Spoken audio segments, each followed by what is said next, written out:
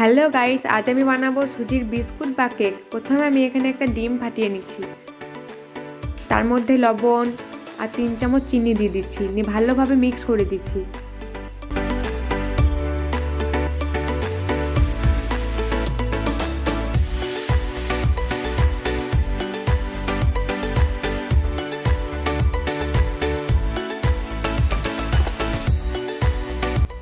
ঠিক যতটা ডিম তার ডাবল সুজি নিয়ে নিচ্ছি আমি এখানে, দিয়ে ভালোভাবে আবার মিক্স করে দিচ্ছি।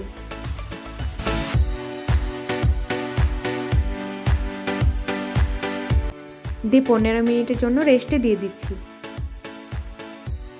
এবার আমি এখানে একটা কড়াই নিয়ে নিচ্ছি আর তার মধ্যে পরিমাণ মতন তেল দিয়ে দিচ্ছি। তেল গরম হয়ে গেছে, এবার আমি সুজিটা ঠিক এইভাবে শেপ দিয়ে দিচ্ছি। আপনারা যেমন ইচ্ছা তেমন শেপ দিতে পারেন। দিয়ে তেলে দিয়ে ভালোভাবে ভেজে নেব।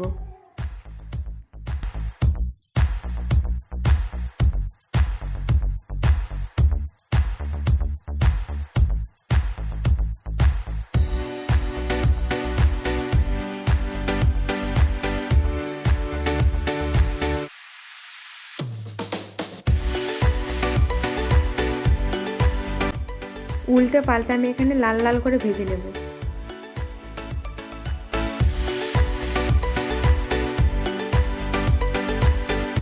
সন্ধ্যায় চায়ের সাথে এরকম যদি বিস্কুট থাকে আর কি চাই।